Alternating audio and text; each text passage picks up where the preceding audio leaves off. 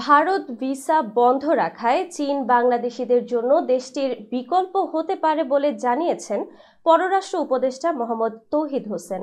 রোববার চীন সফর শেষে পররাষ্ট্র মন্ত্রণালয়ে এক ব্রিফিংয়ে এমনটা জানান তিনি। পররাষ্ট্র উপদেষ্টা বলেন, চিকিৎসার জন্য ভারতের বিকল্প হতে পারে চীনের কুনমিং। সেখানে চিকিৎসা খরচ ও যাতায়াতের খরচ তুলনামূলক কম। এক্ষেত্রে চীনকে ভিসা ফি কমানোর কথা বলা হয়েছে।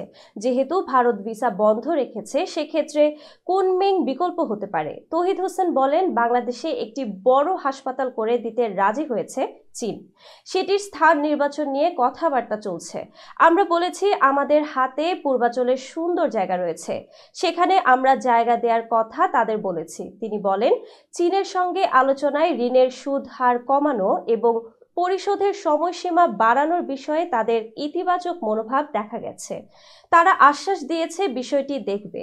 এছাড়া ব্রহ্মপুত্র নদের বিষয়ে একটি সমঝোতা স্বাক্ষর হয়েছে, তবে তিস্তার বিষয়ে কোনো আলোচনা হয়নি।